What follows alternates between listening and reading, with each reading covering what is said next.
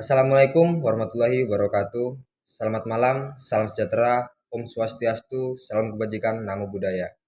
Kami mahasiswa Politeknik Negeri Lampung dengan nama saya sendiri, Rahmat Effendi, dan ini rekan saya. Perkenalkan, nama saya Fauzan Azim Ahmad Zain.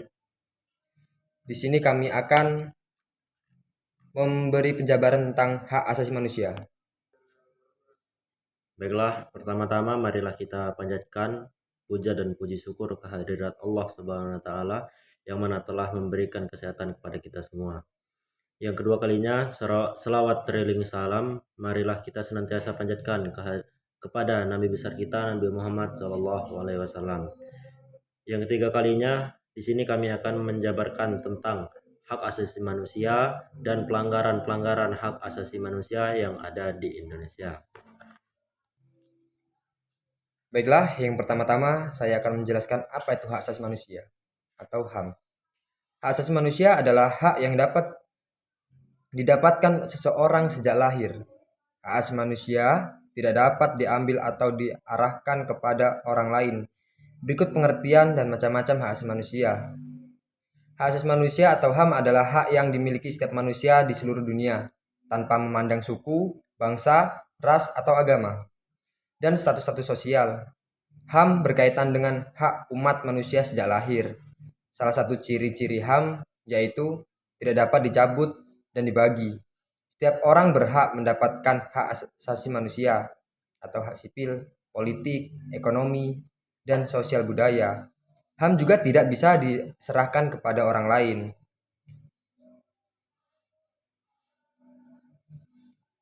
Hak asasi manusia tertera di Undang-Undang Nomor 39 Tahun 1999.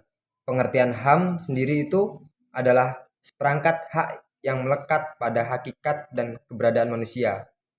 Pengertian HAM menurut Mukaddimah Universal Declaration of Human Rights atau Deklarasi Universal HAM tahun 1948 menjelaskan setiap orang punya hak yang sama untuk memperoleh kebiasaan atau kebebasan, keadilan, perdamaian dunia.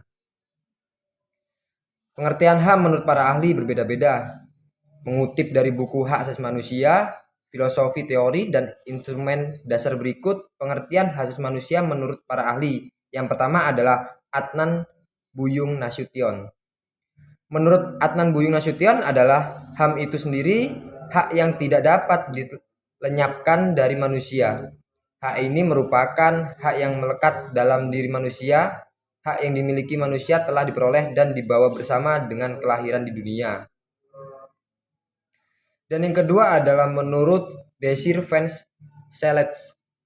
Menurutnya HAM itu adalah hak yang diperoleh seseorang dan sifatnya universal. Dengan artian, adapun hak yang diperoleh seseorang karena dia menjadi warga dari suatu negara disebut sebagai hak dasar. Yang ketiga ada Vance Magins Suseno. Menurutnya, HAM itu adalah hak yang dipunyai oleh manusia, bukan diberikan kepada masyarakat. Dan selanjutnya menurut Jack Donnell. Jack Donnell menurutnya hak asasi manusia merupakan hak setiap orang yang setara, tidak dapat dicabut dan bersifat universal. Dan yang terakhir adalah menurut Mas'ud Badrin. HAM adalah hak asasi manusia yang setara, kita layak dianugerahi hak itu semata karena kita manusia. Baiklah, dari beberapa penjabaran yang telah disampaikan oleh saudara Rahmat Effendi, di sini saya akan mengambil kesimpulan tentang pengertian HAM itu sendiri. Berhubung yang dijelaskan oleh Rahmat Effendi sangat banyak pengertian HAM oleh para ahli tersebut, maka saya akan menyimpulkan pengertian HAM itu sendiri. Baiklah, jadi HAM adalah hak asasi yang dimiliki manusia terhitung sejak dia lahir dan tidak dapat diatur oleh siapapun itu. Lalu selanjutnya adalah ciri-ciri HAM. Rahmat Effendi, apakah Anda bisa menjelaskan dan menjabarkan ciri-ciri HAM tersebut? Baiklah, saya akan menjabarkan sedikit untuk ciri-ciri HAM itu. Untuk yang pertama, ciri-ciri HAM itu ialah tidak bisa dibeli, diwariskan, dan diberikan kepada orang lain. Itu untuk yang pertama. Karena hak asasi manusia itu sudah melekat dari diri sendiri untuk yang ditujukan oleh seseorang. Dan untuk ciri-ciri yang kedua, HAM itu berlaku untuk semua orang tanpa memandang perbedaan suku, jenis, kalamis, ras, agama, sosial, dan perbedaan politik. Seperti yang sudah saya jelaskan di awal tadi itu, untuk hak itu semua orang tanpa batasan, tanpa ada ras, agama, sosial, dan politik. Itu ciri-ciri yang kedua. Dan ciri-ciri yang ketiga itu, untuk HAM tidak ada seseorang pun yang punya hak untuk melanggar hak orang lain dan membatasi HAM karena negara membuat hukum untuk melindungi HAM. Jadi untuk ciri-ciri yang ketiga ini, dalam intian tidak ada seberapapun besar derajat orang itu, dia tidak boleh memiliki atau menghancurkan hak asasi manusia orang lain. Oke, baiklah Saudara Rahmat Effendi, dengan penjabaran yang Anda jelaskan tentang ciri-ciri HAM tersebut, dapat saya ambil bahwasannya benar yang Saudara jabarkan tadi, bahwasannya HAM tidak bisa dibeli, diwariskan, dan diberikan kepada orang lain. Itulah yang menjadikan HAM sebagai pedoman kita sebagai manusia di dunia ini. Lalu yang selanjutnya adalah saya akan menjelaskan kepada Saudara Rahmat Effendi bahwasanya di Indonesia terjadi beberapa pelanggaran HAM, yaitu ada pelanggaran HAM kecil dan pelanggaran HAM besar. Baiklah Saudara Rahmat Effendi, di sini saya akan menjabarkan kepada Anda bahwasanya ada beberapa pelanggaran HAM yang ada di Indonesia. Namun sebelumnya itu, pelanggaran HAM dibagi menjadi dua, yaitu pelanggaran HAM kecil atau ringan. Lalu yang kedua adalah pelanggaran HAM besar atau berat. Pelanggaran HAM ringan sendiri memiliki contoh, yaitu seperti pemukulan, penganiayaan, pencemaran nama baik, dan lain sebagainya. Sedangkan untuk pelanggaran HAM berat sendiri meliputi kejahatan, pembunuhan, dan kejahatan terhadap kemanusiaan, dan kejahatan yang lainnya. Dengan demikian, pelanggaran-pelanggaran tersebut dapat menimbulkan kasus pidana yang mana telah tertera di dalam Undang-Undang Dasar 1945. Baiklah Saudara, saya akan menyampaikan kepada Anda bahwasannya di dalam pasal 1 ayat 1 Undang-Undang Nomor 39 tahun 1999 telah jelas, yaitu mengatur tentang pelanggaran hak asasi manusia atau HAM. Berikut penjelasan mengenai pelanggaran HAM dan contohnya di masyarakat di Indonesia. Sebagaimana yang telah tertera jelas di dalam pasal 1 ayat 1 Undang-Undang Nomor 39 tahun 1999 tentang HAM, hak asasi manusia, yakni seperangkat hak setiap individu. Hak ini wajib dihormati, dilindungi oleh negara, hukum, dan perlindungan harkat martabat manusia. Pasal tersebut juga membahas kasus pelanggaran yang diakibatkan karena seseorang atau kelompok termasuk aparat negara.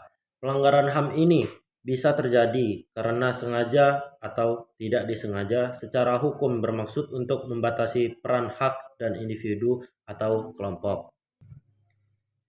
Baiklah, akan saya lanjutkan untuk bentuk pelanggaran HAM. Pelanggaran HAM sering terjadi dalam kehidupan sehari-hari. Contoh kasusnya sendiri yaitu pembunuhan, pemerkosaan, penculikan, pengeroyokan, sampai pelecehan. Kita sudah tidak asing lagi dengan berita-berita seperti itu. Berdasarkan bentuk pelanggaran, HAM dibagi menjadi dua, yaitu diskriminasi dan penyiksaan. Dan saya akan menjabarkan pelanggaran tentang diskriminasi. Diskriminasi adalah suatu pembatasan, pengucilan, dan pelecehan atas dasar perbedaan agama, suku, ras, etnis, kelompok, golongan, jenis kelamin, dan keyakinan. Dengan arti seperti jika kita sedang membuli teman kita atau kita sedang melihat ada seseorang ataupun anak kecil sedang dibully, kita jangan diam saja, karena itu adalah sebuah perusakan, itu sebuah tindakan hak asasi manusia. Dan yang kedua adalah penyiksaan. Penyiksaan adalah suatu perbuatan yang dilakukan secara sengaja oleh kelompok atau seseorang. Penyiksaan ini menimbulkan rasa sakit, penderitaan, dan trauma seseorang secara jasmani dan rohani. Dan untuk contoh yang penyiksaan ini, kita mungkin baru-baru ini kita mendengar berita yang dibilang panas, mungkin memang sedang panas berita ini karena keadilan mungkin entah di pihak mana, kami juga tidak tahu, cuman kami kan hanya mendengar beritanya itu yang tentang kasus begal terbunuh oleh korban. Untuk judulnya sih kita dengar-dengar lucu sepertinya ya, untuk begal dibunuh oleh korban, sedangkan korbannya yang membunuh begalnya. Jadi itu adalah salah satu contoh penyiksaan yang itu sebuah empat orang orang empat yang membegal satu orang dan dua orang pembegalnya terbunuh oleh satu korban itu. Baiklah saudara, dengan yang Anda sampaikan tadi sangat bisa saya terima dan sangat bisa saya mengerti. Selanjutnya saya akan menjelaskan kepada saudara bahwasanya ada beberapa kasus pelanggaran HAM berat yang pernah terjadi di Indonesia. Seperti contohnya saja kerusuhan Tanjung Priok tahun 1984, lalu penculikan aktivis politik tahun 1998, lalu yang kedua peristiwa Trisakti dan Semanggi tahun 1998 dan 1999. Kasus selanjutnya itu kasus terbunuhnya Marsinah tahun 1994, kasus Munir tahun 2004, kasus Bom Bali tahun 2002, kasus Dayak dan Madura tahun 2000, dan masih banyak kasus pelanggaran HAM berat yang lain. Baiklah, cukup sekian penjabaran tentang hak asasi manusia dari kami.